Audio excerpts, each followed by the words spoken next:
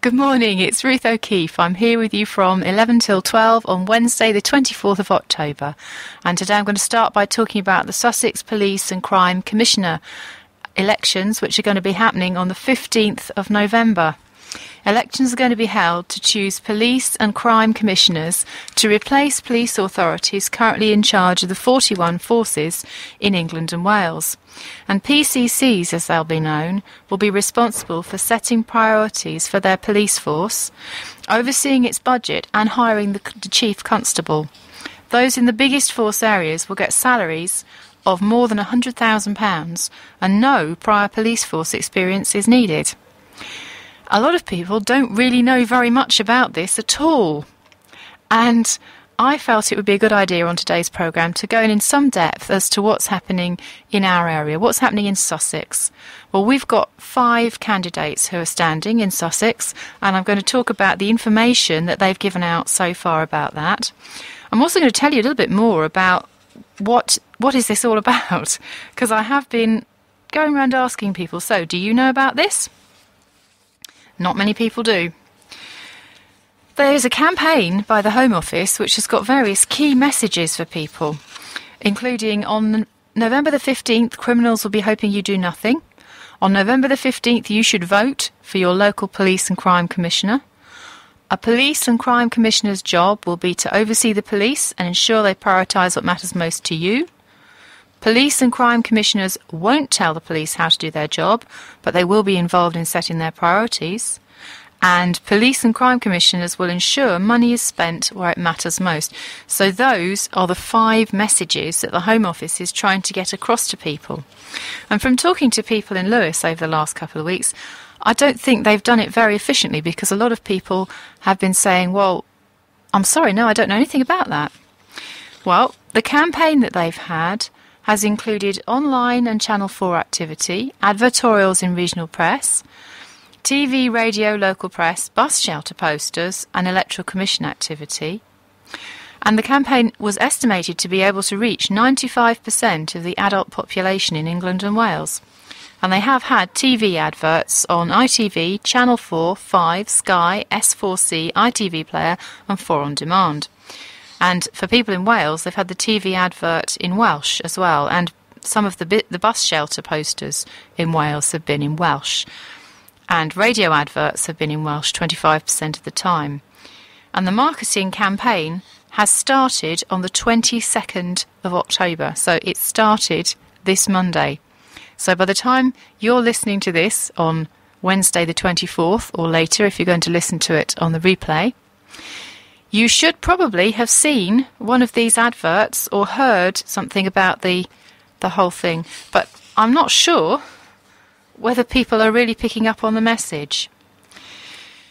Now, what do they say in the Home Office? Well, they're saying that the Police and Crime Commissioner will ensure the police focus on the crimes that matter most to you, whether it's tackling antisocial behaviour, reducing burglaries, domestic violence or cracking down on drug dealing. They'll set the police and community safety budgets. They decide where the money is best spent. They'll also hold your police force to account for delivering the kind of policing you want to see. Your Police and Crime Commissioner will work with local partners such as social landlords, councils, health and drug and alcohol organisations to not only fight crime and antisocial behaviour but also prevent it. They'll also consult with the victims of crime, ensuring that those affected by crime have a role in determining what the police should focus on and how. By voting in your local Police and Crime Commissioner, you'll have your say on the key decisions that will impact your local area. So what can people do? Well, the Home Office suggests that before the election you go to www.choosemypcc.org.uk. That's all one word in the middle section. choosemypcc.org.uk to find out who's standing in your local area. And I'm going to be giving you some details of those people in just a minute or two. Or if you don't have access to the internet, you can call 0800 1 07 07 08. That's 0800 1 07 07 08, and you can order a free booklet. And then it's up to you to decide, they say. who your local police and crime commissioner will be. And available on the Home Office YouTube channel, there are various different adverts about it which can be put onto different people's websites, and you might have a chance to see one of those. They have a whole list, if you look on the website, of when adverts will be, and they have had spot times on TV from the 8th of October onwards. So although the official campaign really began on Monday this week, they've had things going on the 8th, 9th, 10th, 11th, 13th, 14th, 15th, 16th, 17th, every day in October. And I've missed it all, so I obviously don't watch the right television programmes to find out about this. Anyway, the website choosemypcc.org.uk is now live, and it has information about PCCs and voting, and you can pre-order the printed booklet. The booklets are available in alternative formats as well, so you can get them in Welsh, in Braille, in large print, or as an audio file. And the candidates' details will be published on the website on the 26th of October, but they've already started to put up lists of candidates, and outside Lewes House on Lewes High Street you can see a list of the candidates posted by the District Council, who will be the election authority for this election. And you can register for email alerting them to when candidate details will be online. And from the 26th of October you can use the search facility to find out. And additional things that might be happening should be ministerial regional press and radio interviews, online web chats, and with a month to go, we should have had a month to go announcement on media activity. And the full site launch is, as I was saying before, on the 26th of October. Right, I'm just going to break for some music, and then I'm going to come back and talk to you about the details that I have so far on the 5 candidates for our area.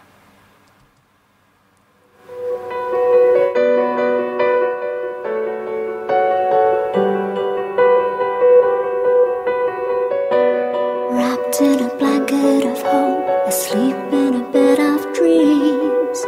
My step into eternity is not what it might have been. Well, not at all, for who knows which way the wind is gonna blow. I'm waiting for your gentle whisper. Distant child, my flower, are you blowing in the breeze? Can you feel me as I breathe life into you? In a while, my flower, somewhere in a desert place, I know one day you'll amaze me. And I'm just balancing, imagining the moment I can be looking deep into your eyes. Now a mystery,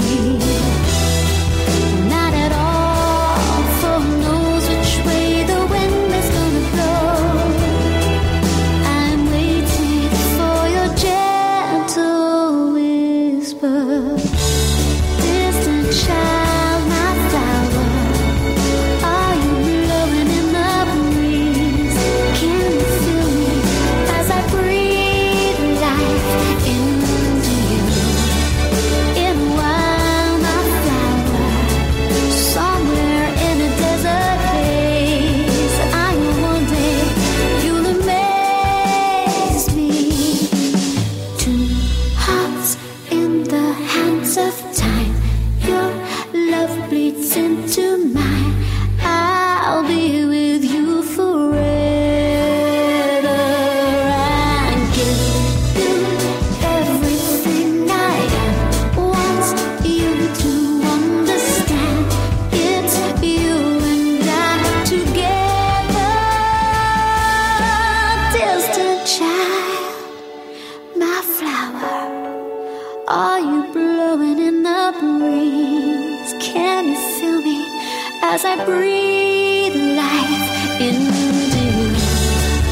In a while, my flower, somewhere in a desert haze, I know one day you'll amaze me. Oh,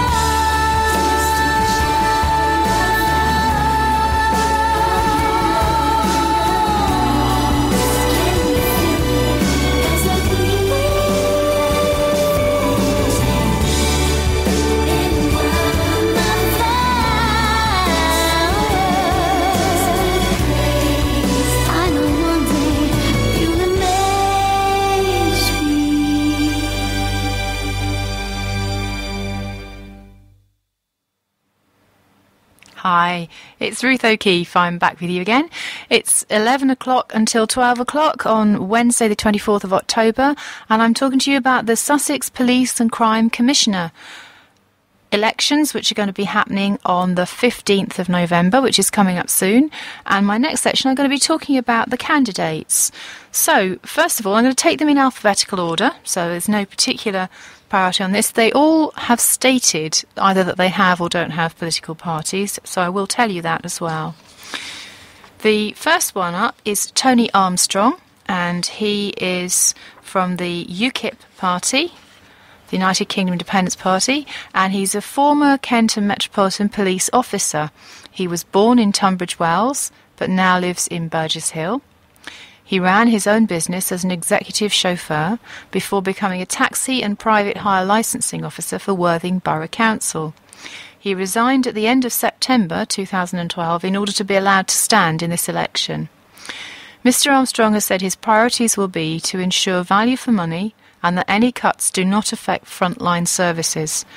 He has also pledged to encourage the expansion of the Special Constabulary and police volunteers and the deployment of greater numbers of road policing officers. So that's Tony Armstrong. That's the first one out of the 5. Next, the second one is Katie Bourne. Katie Bourne is a businesswoman and she's a Mid-Sussex District Councillor and the National Chairman of the Conservative Women's Organisation. So that tells you she is a Conservative candidate. She's a governor at Oriel School in Crawley and Rodine School in Brighton, and she lives in Mid-Sussex. And Mrs. Bourne has pledged to free up more money for frontline policing by reducing bureaucracy and waste, and to improve neighbourhood policing by putting more special constables in each community. So that's Katie Bourne, that's the Conservative candidate, she's the second one. Then third, we've got Ian Chisnell, who is an independent candidate, so he doesn't have a party. He's a community development worker who works in the private, voluntary and community sectors. He was born in Liverpool but now lives in Brighton. And he says his experience of helping develop partnerships between agencies in different sectors would stand him in good stead for the PCC role. Mr. Chisnell wants sufficient resources for domestic violence, abuse and hate crime to be tackled, better drugs education, and to encourage self-policing for communities to free up resources for more serious crimes. So that's Ian Chisnell, who's the independent candidate. That's the third one of the 5. The next one we have is Godfrey Daniel, who's a mental health worker. He's an East Sussex County Councillor, he's a Labour Party councillor, a member of the Sussex Police Authority and a former member of the Sussex Probation Board. Mr. Daniel is a former Mayor of Hastings and has been a magistrate for more than 20 years.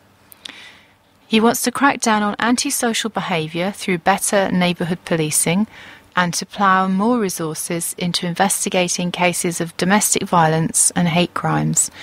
He also wants Sussex Police to offload unnecessary assets. So that's Godfrey Daniel, who's the 4th of the 5 candidates, and he's the Labour Party candidate.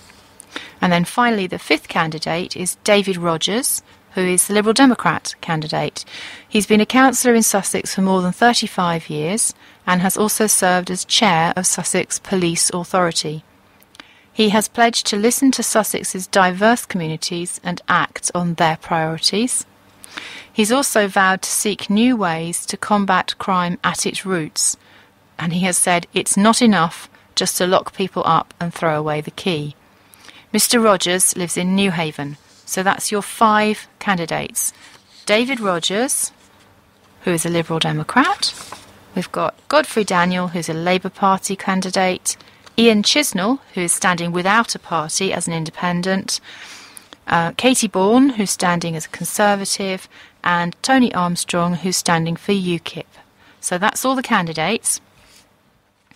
And then a little bit more about the elections. So that these are the first elections for police and crime commissioners, who are going to be called PCCs. And they're going to take place on the 15th of November.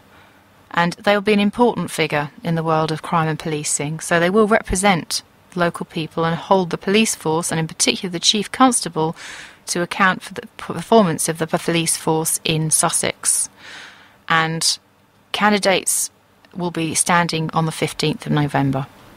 So elections will be held in all police force areas in England and Wales, except in London, where the Mayor of London has taken on the powers of the PCC in relation to the Metropolitan Police. Now, what's the voting system going to be? Well, it's going to be a supplementary vote system, and that's the one currently used to elect mayors, and it will be used in these elections. You get a ballot form which asks you to select your first and second preferences for PCC, and if no candidate gains 50% of the first preference votes, the two candidates with the highest number of first preference votes go round to a second round of counting. In the second round of counting, ballots with a first preference for a candidate that did not get into the top two will be reallocated according to the second preference indicated in the ballot paper. Does that make sense to you? So you voted for your first choice and your second choice, and then people who've got the top two out of the 5 will be scored on the first choices only, and then the 3 that came third, fourth and fifth, all of the second choices allocated on those to the first 2 will be added to the ones the first 2 got in the first round. I don't know whether that made it clear or not, but I'm trying hard here. And in this second round of counting, whichever of the top 2 candidates has the most votes after the second preferences have been allocated is declared the winner. So if you like 2 of the candidates better than the other 3, it is well worth putting in your second choice. Who can vote for PCCs? You can vote in the election for your PCC if you're resident in an area and you are a British citizen living in the UK, or registered to vote as a Crown servant or member of the armed services, or a European Union citizen living in the UK, or a Commonwealth citizen who either does not need leave to be resident in the UK, or has the necessary leave and is legally resident in the UK. So that's all the people that can vote. So don't forget that on the 15th of November, and go to that website and find out a bit more about it in the meantime. And that's all I'm going to tell you about the Police Commissioner elections for today. But if you want to listen to Rocket FM on the 31st of October, we're hoping to interview the candidates then. Right, I'm going to break for some music, and then I'll be back with you very soon.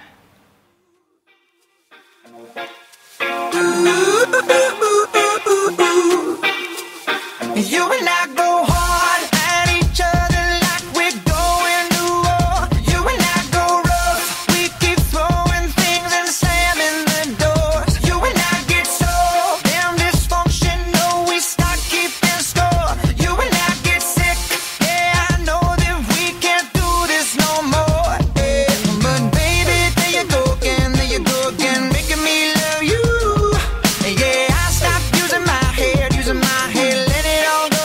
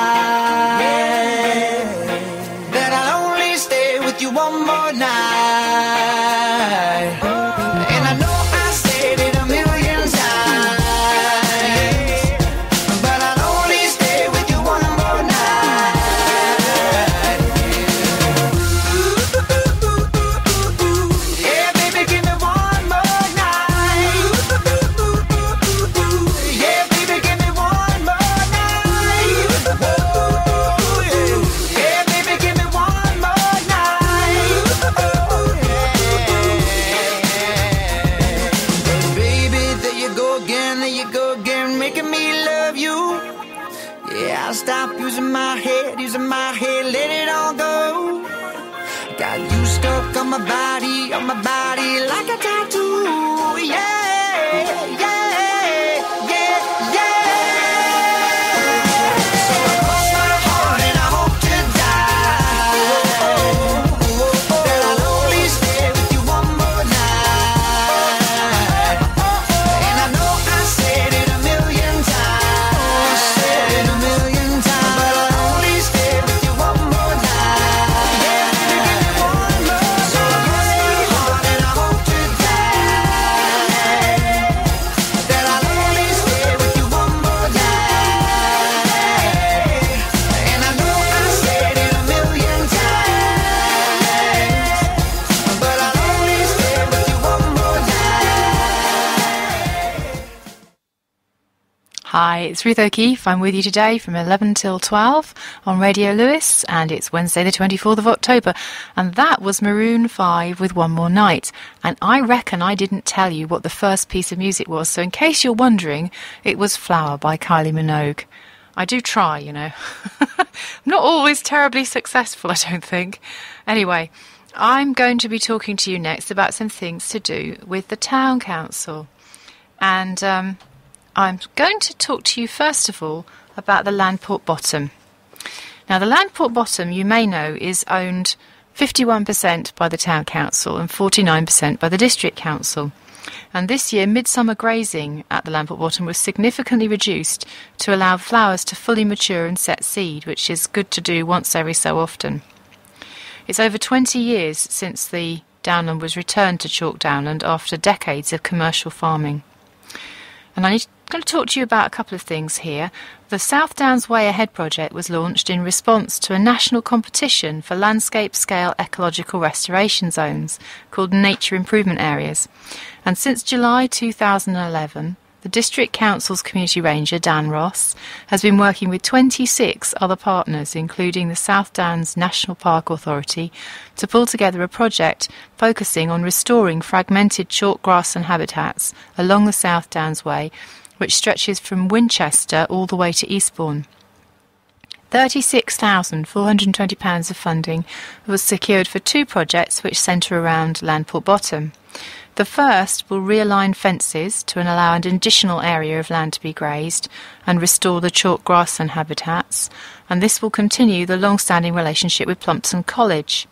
The college intend to purchase between 30 and 50 native South Downs ewes and one ram, and increase the flock through breeding over the coming years. An education programme will be launched at the same time, increasing understanding of the importance of this breed of sheep and the role they have in grazing the iconic downland landscape. The second project, entitled Lewes Town to Down, is an education project aimed at increasing understanding within the Lewes community of the cultural, socio-economic and ecological value of chalk downland. And this is culminating in an event at Landport Bottom in 2014, so the year after next, timed to coincide with the 750th Battle of Lewes commemorations. Now, you may know those are happening in May 2014. In 2010, concerns about possible conflict between different users of Landport Bottom and their potential effects on the ecology of the site itself led to a lively public meeting of the Landport Bottom Management Committee attended by many interested residents. And it was agreed to set up at that point a year-long public consultation, as well as seeking the views of many local organisations and carrying out a physical condition survey of the site. The Management Committee had already thought about this and had been minded to restrict horse riding activities on the site because of the possible conflicts with other users and damage to the turf. However, the survey results indicated that these problems were less than originally supposed, although members of the public at the meeting were particularly concerned about churning up of access paths to the site, not directly within the jurisdiction of the councils. So the committee therefore resolved to relax some of the restrictions for horse riding, cycling and other non-vehicular recreation pursuits at Landport Bottom, and to continue monitoring in order to review the policy after 1 year. So in 2013 that policy will be reviewed. And it's hoped that many people would be continuing to enjoy the delights of Landport Bottom, but you should contact the Town Council if you have concerns. because this is a provisional arrangement for a year until the beginning of 2013. So where do you contact Lewes Town Council? Well, there's a phone number, 01273 471 469. That's 471 469. And also email info@lewes-tc.gov.uk, and a website, www.lewes-tc.gov.uk.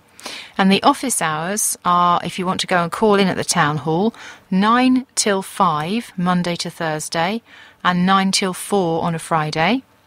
And the exact postal address, if you want to write to the Town Council, is Lewes Town Council, Town Hall, High Street, Lewes, East Sussex, BN7 2QS. That's Bravo November 7 2 Quebec Sierra. So that's how you contact the Town Council. And my next item, having talked about the Lamport Bottom, is about the Lewes Civic Awards 2013. Now, do you know someone working for the benefit of the community?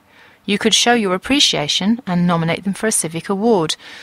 Lewes Town Council is going to be offering annual Lewes Civic Awards, and we have had the first set of awards this year. So this is the second lot.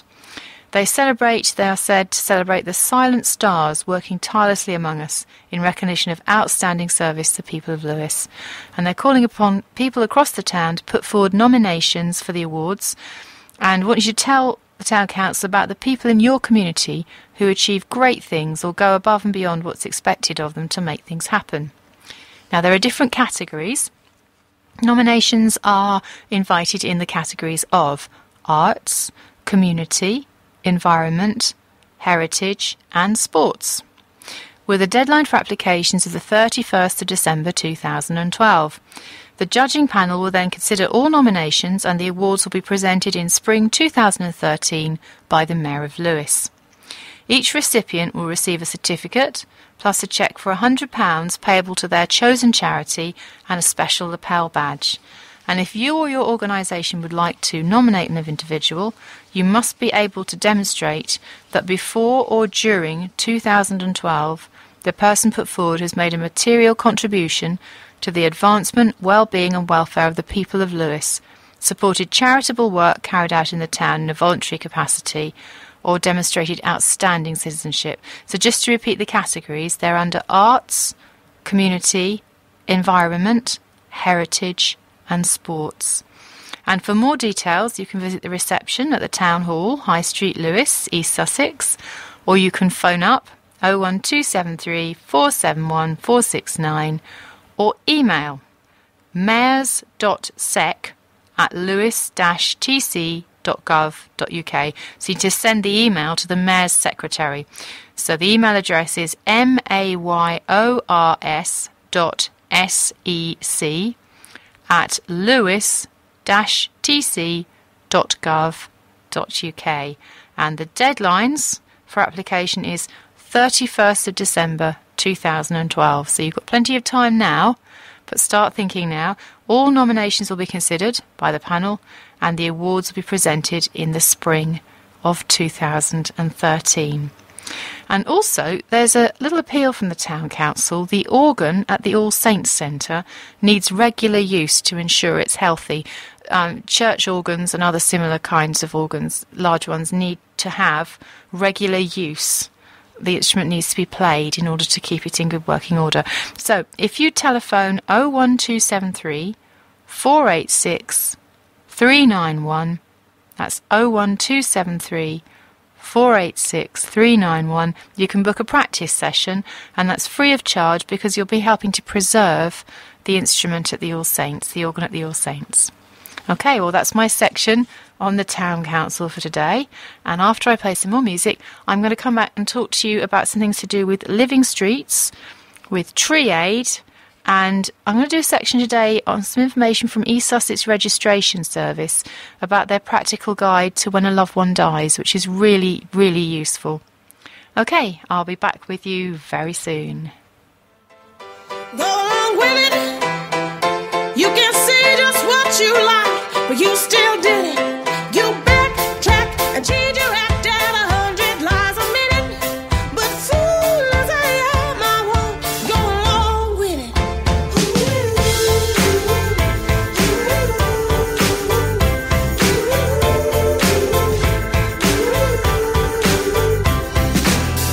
Am I confused? Am I a crazy person? You say it's old news. She doesn't mean nothing.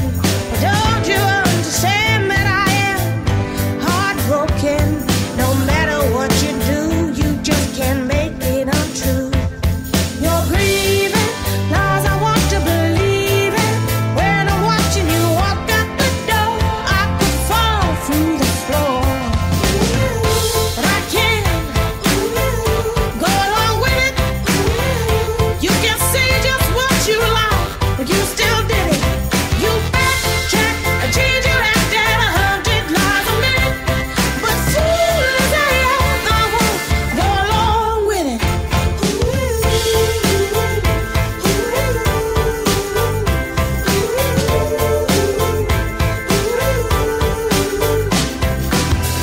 Too much to lose and it's still raining. I know it's not a game, so I'll stop playing. But oh, my heart's on fire and it keeps burning.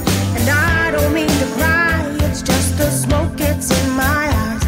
You're breathing lies I want to believe in. When I'm watching you walk out the door, I could fall through the floor. But I can't go along with it. You can say just what you like, but you still did it. You backtrack and change your act at 100 lies a minute. But fool as I am, I won't go along with it.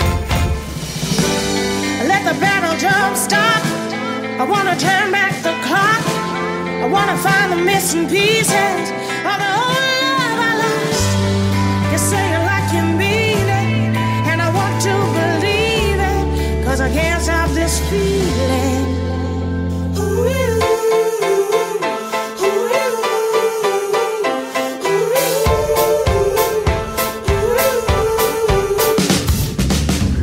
But I can't go along with it.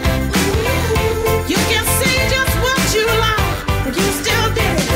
You backtrack and change your act at 100 lies a minute. But fool as I am, I won't go along with it. Hi, it's Ruth O'Keeffe and I'm back with you. And that was Backtrack from Rebecca Ferguson. I'm with you from 11 till 12 today, Wednesday the 24th of October.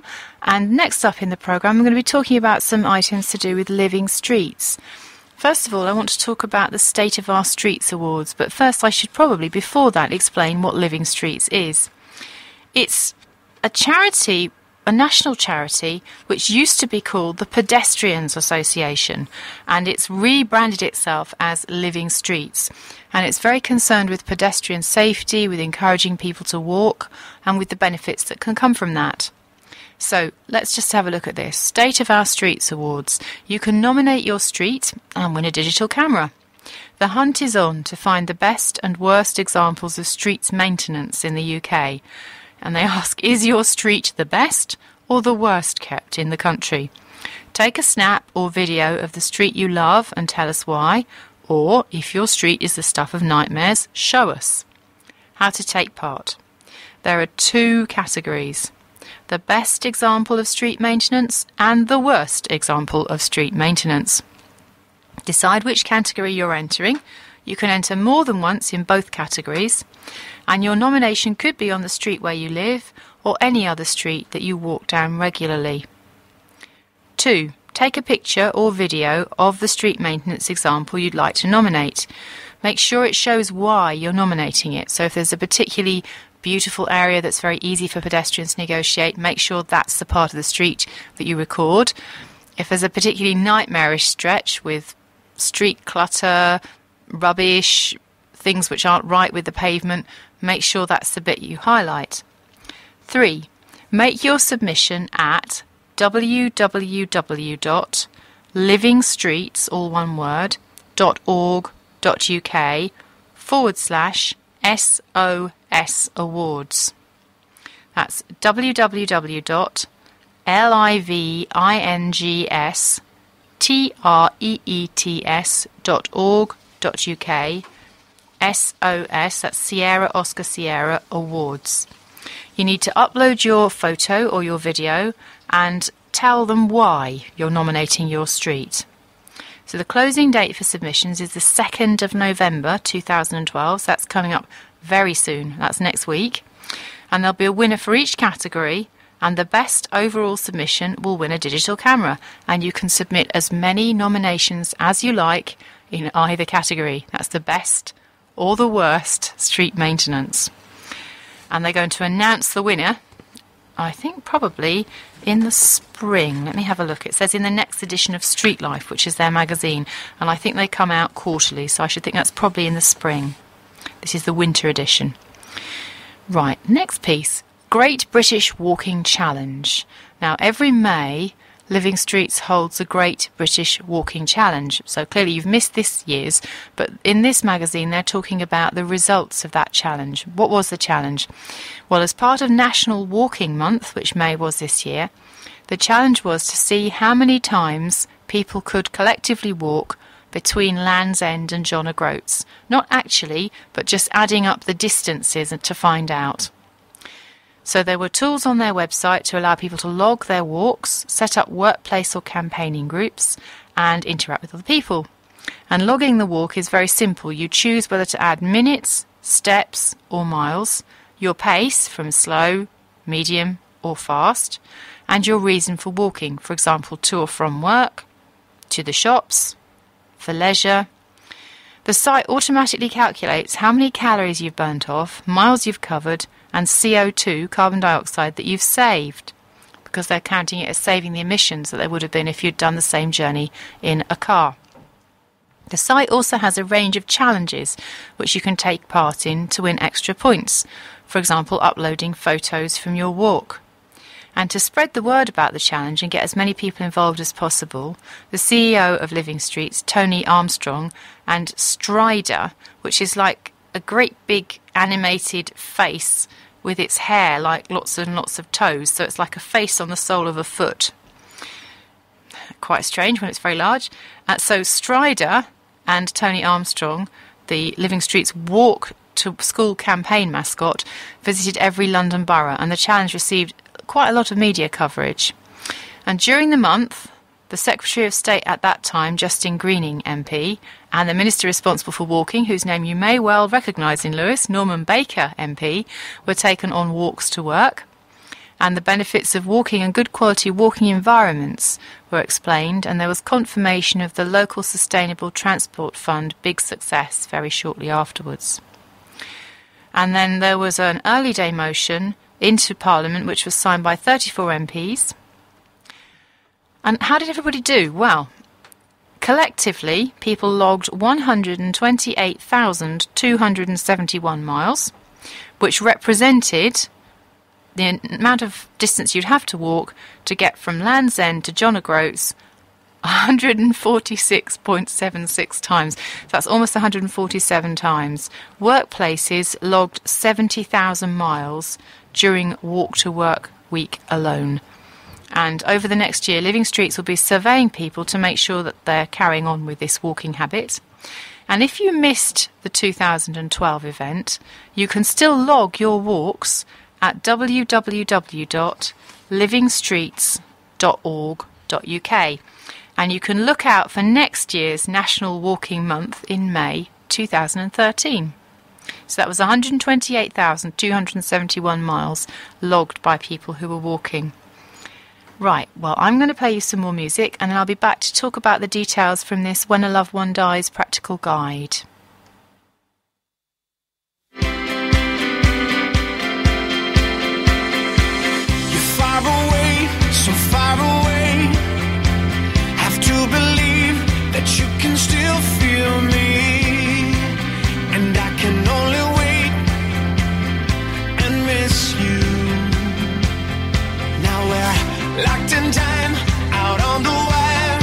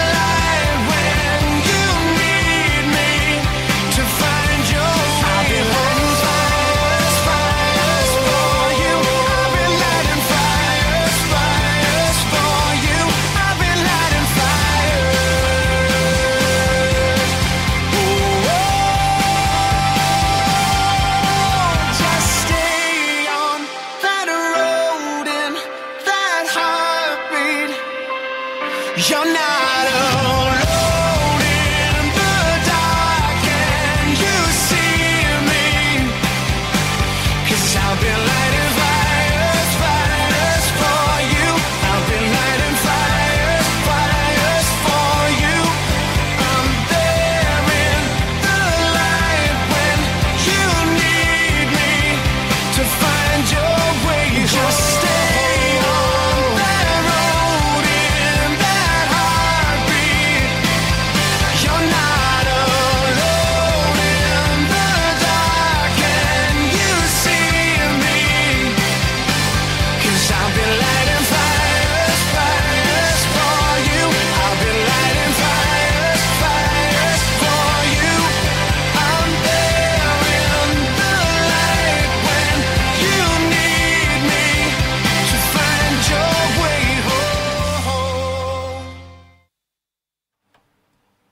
Hi, it's Ruth O'Keeffe. I'm back with you. I'm here from 11 till 12 today, the 24th of October, Wednesday.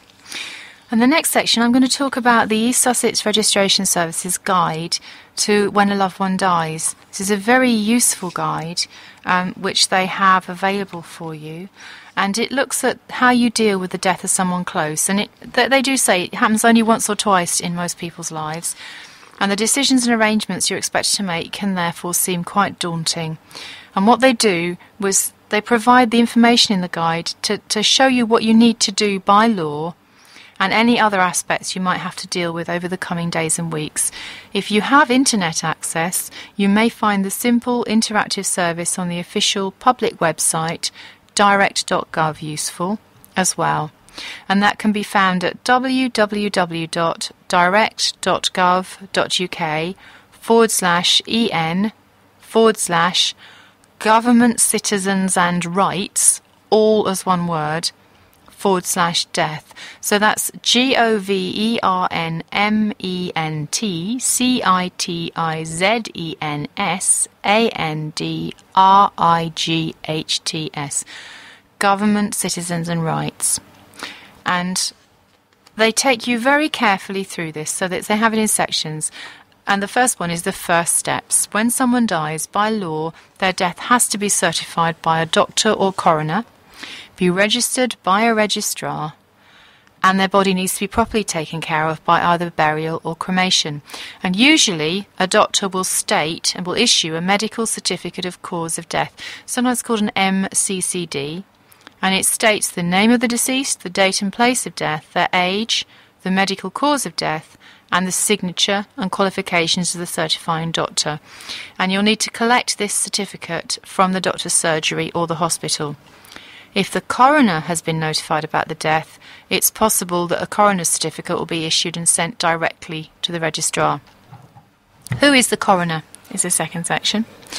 Well, the coroner is a lawyer or doctor responsible for investigating deaths in certain circumstances. So a death is reported to the coroner if the cause of death was unknown or sudden, or the doctor treating the deceased has not seen them either after death or within 14 days before the death occurred, or the death occurred within 24 hours of being admitted to hospital, which was the case with my father, or the deceased had suffered any kind of fracture recently, and that's routine, and relatives shouldn't be unnecessarily alarmed by it. The coroner's office will contact the deceased next of kin to explain the procedure for issuing the death certificate. So, what does the coroner do?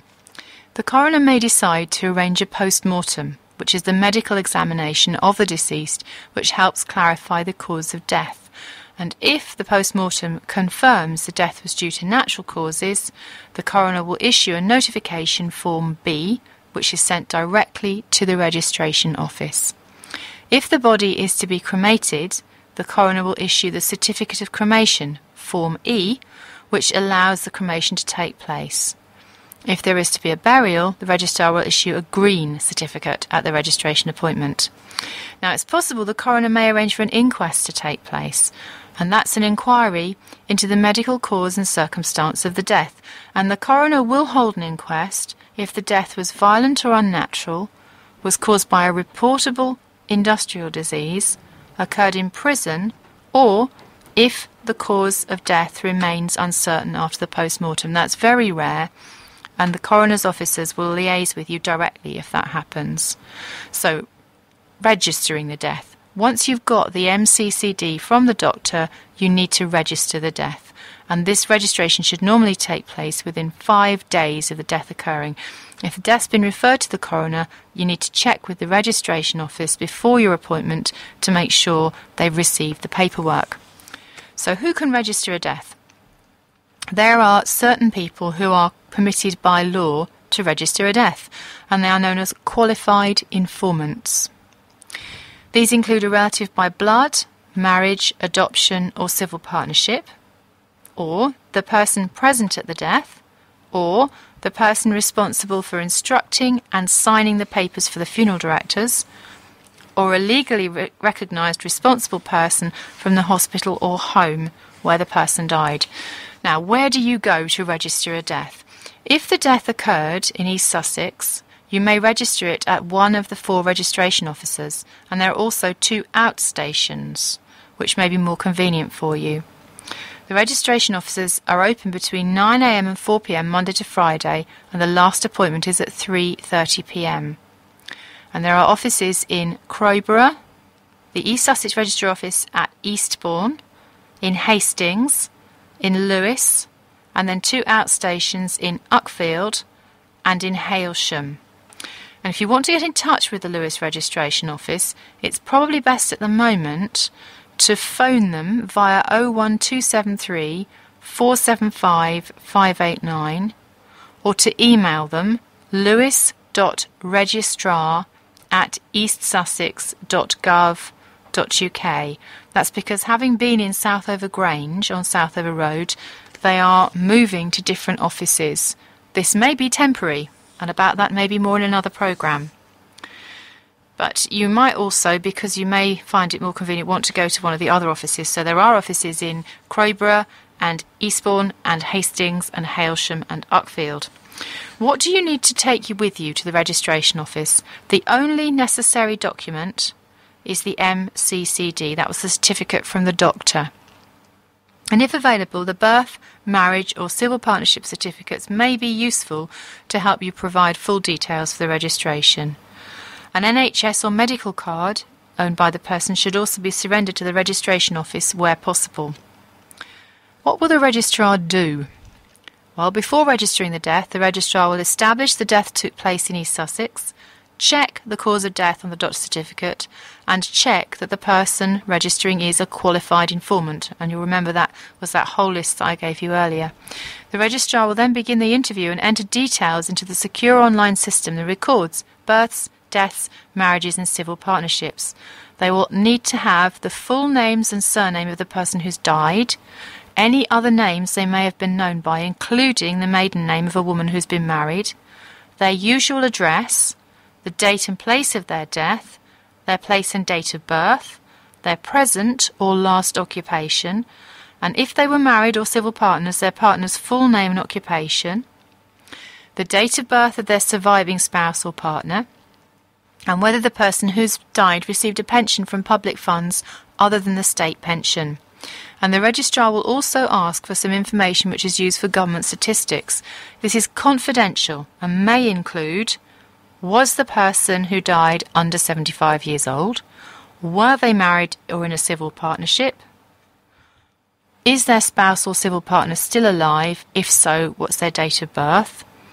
How long did they stay in hospital or another establishment?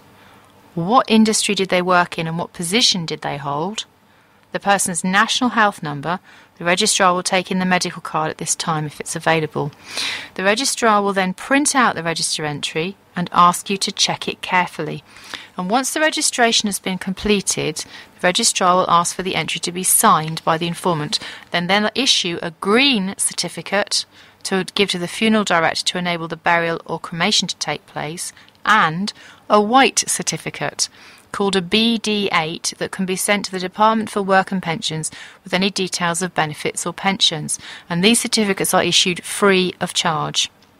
The registrar will complete a form F111 and send it to the relevant body if the deceased was in receipt of a pension paid from government funds. Now that could include the civil service, teachers, armed forces or a war widow.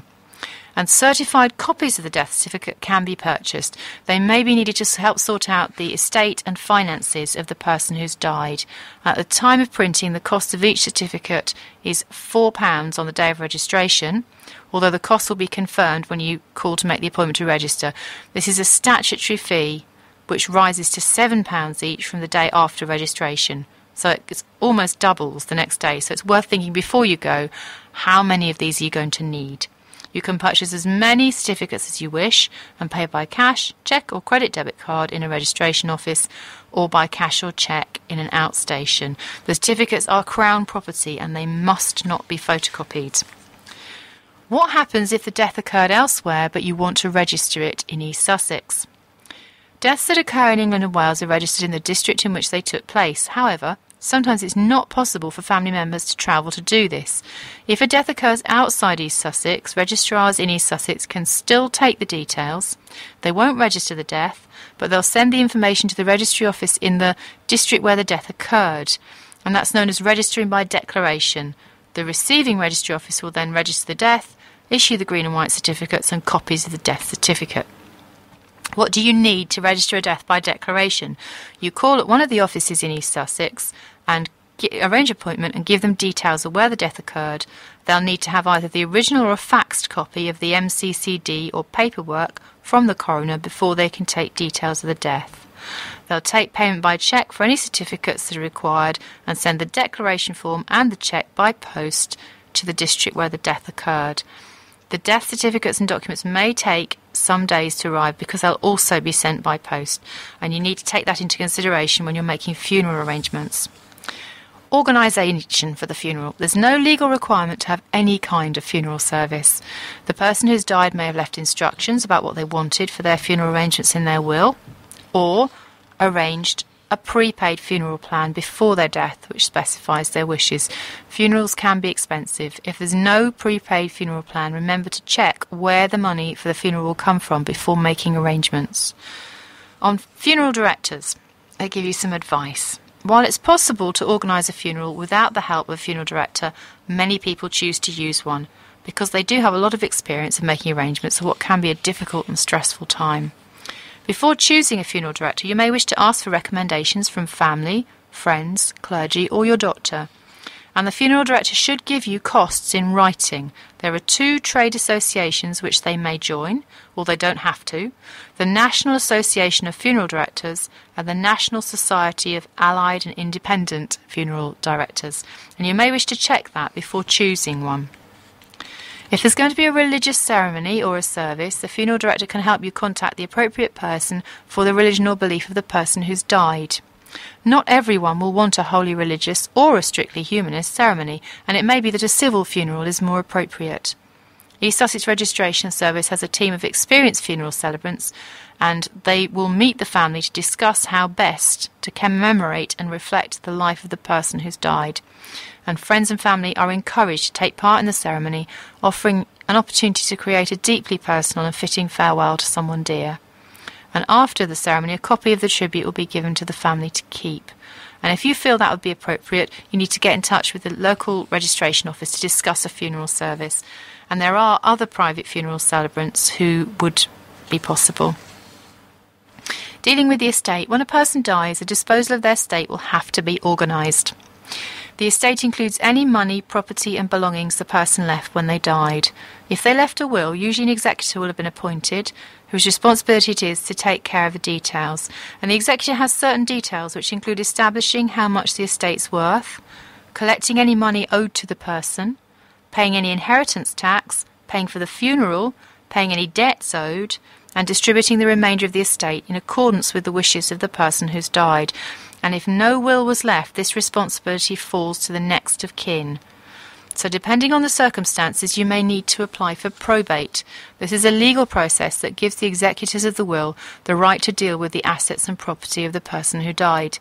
There's a probate and inheritance tax helpline, which is 0845 30 20 900, or you can find information about the probate service at http://www.justice.gov.uk. Now, there are a wide range of people who should be contacted, and the registrar will inform the Area Health Authority, the Electoral Services and the Council Tax Department. But other organisations that should be informed would include the Department for Work and Pensions, and you have to complete BD8 issued by the registrar and send it to the address given, any company pension provider and any personal pension provider, and you also need to send a certified death certificate to a whole list of people. Now, I think, because this is all quite complicated, this next section, it's worth my going into this in more detail next week, and that's what I will do in the next programme. So, for today, it just remains for me to say that it's been a pleasure to be with you. I've been with you from 11 till 12 on Radio Lewes, and it's Ruth O'Keeffe, and I will be back next Wednesday. So that's the end of the programme for Wednesday, the 24th of October. I'm just going to leave you with some music. This is the beginning of Neil Bryden and Sirens. Last night I dreamt I was floating with you. The river so deep and the sky perfect blue. If we leave behind the dust in the sky from the sound of sirens, the city will rise. Hold your hand in mine, we'll swim against the tide. From the sound of sirens, love will survive.